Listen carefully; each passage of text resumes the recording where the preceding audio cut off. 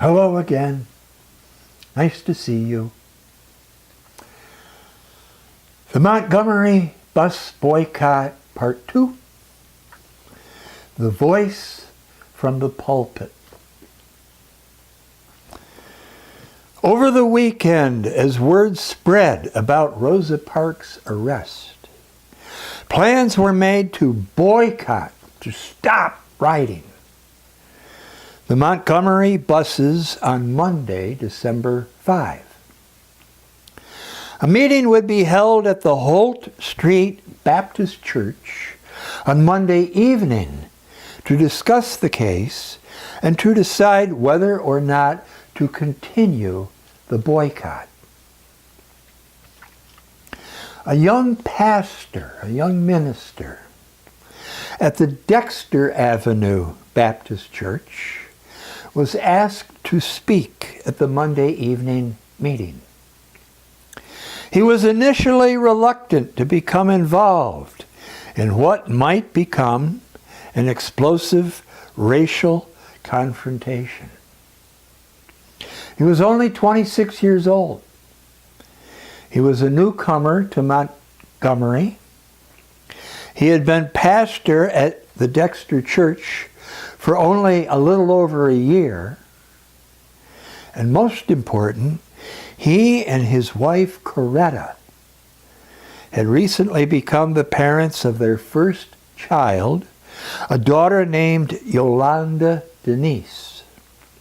His involvement in a bus boycott might well endanger his young family.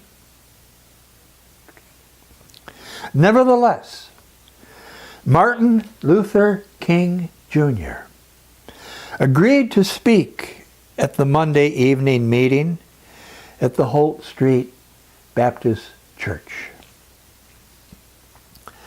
On Monday morning and all through the day, the buses of Montgomery were empty of black passengers.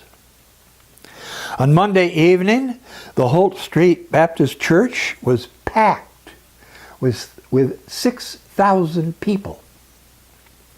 Loudspeakers were set up outside so that people who could not get into the church could listen. Civil rights leaders from other cities in Alabama were seated in the pews. Journalists and even 2 television crews had come to document this first mass meeting,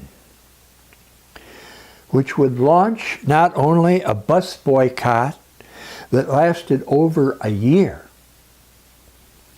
but the American civil rights movement, which spread throughout the nation for the next 12 years. When Dr. Martin Luther King Jr. spoke, many in the church now heard him for the first time. He emphasized 2 themes. He confirmed for his listeners that as American citizens, their boycott of the buses, and beyond that, their protest against racial segregation, was justified by the American Constitution. And he reminded his listeners that they must abide by the Christian principles in which they firmly believed. And thus, they must never lower themselves to the use of violence. They were Christians and they were Americans, demanding justice and equality for their people. In his opening sentences, Dr. King stated, "We are here in a general sense because first and foremost, we are American citizens." Voices from the congregation called back in the tradition of the Negro church where responses are welcome. That's right. That's right. Teach. Dr. King continued, "We are determined to apply our citizenship to the fullest of its meaning." Further into his speech, Dr. King made clear, and I want to say that we are not here advocating violence. Voices responded, "No, no." I want it to be known throughout Montgomery and throughout this nation that we are Christian people. We believe in the Christian religion. We believe in the teachings of Jesus. The only weapon that we have in our hands this evening is the weapon of protest. He paused during the prolonged applause. Dr. King expressed clearly how Southern Negroes felt after generations of racial repression. And you know, my friends, there comes a time when people get tired of being trampled by the iron feet of oppression. Thundering applause. There comes a time, my friends, when people get tired of being plunged into the abyss of humiliation, where they experience the bleakness of nagging despair. His powerful voice now booming from the pulpit, he moved from the specifics of the bus boycott to the confirmation that their protest was sanctioned by both the American Constitution and the divine laws of God.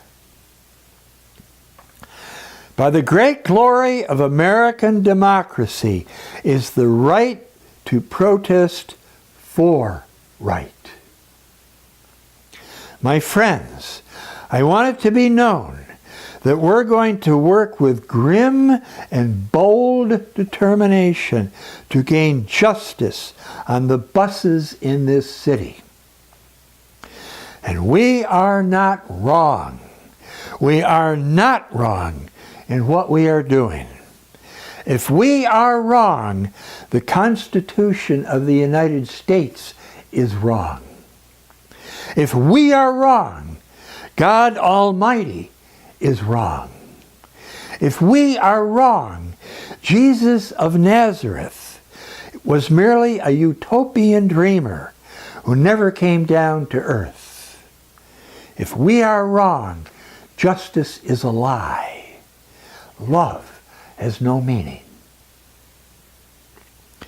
Dr. King now merged the bus boycott with verses from the book of Amos in the Bible. And we are determined here in Montgomery to work and fight until justice runs down like water and righteousness like a mighty stream. At this point, the responsive energy in the church was enormous. We, the disinherited of this land, we who have been oppressed so long, are tired of going through the long night of captivity. And now we are reaching out for the daybreak of freedom and justice and equality. Whatever we do, we must keep God in the forefront. Let us be Christian in all of our actions.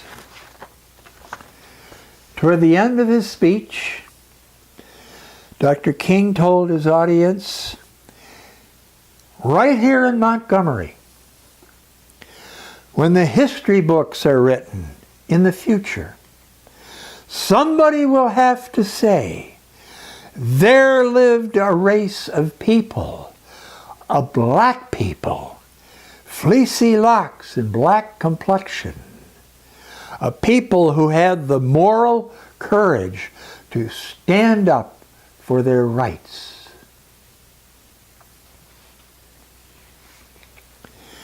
Later, during the meeting in the Holt Street Baptist Church, the black community voted their approval of a resolution to continue the bus boycott until the bus company met their three demands. Three demands. For desegregated seating, open seating, equal seating, polite behavior from the drivers, and the hiring of black bus drivers on routes through predominantly black neighborhoods. On Tuesday morning, the buses were once again empty of black passengers, while people walked to work and walked to school with a new spirit in their hearts. Thus, during 5 days in December of 1955, because of a determined woman who stood her ground, because of a courageous man who spoke from the pulpit, not only to the Negroes of Montgomery, but to the citizens of America, and because of a brave people who felt the strength of their unity, the Montgomery bus boycott was launched. This nonviolent movement brought profound changes to modern America and inspired other protest movements around the world. We will continue our discussion of the American Civil Rights Movement in the following talk. Thank you.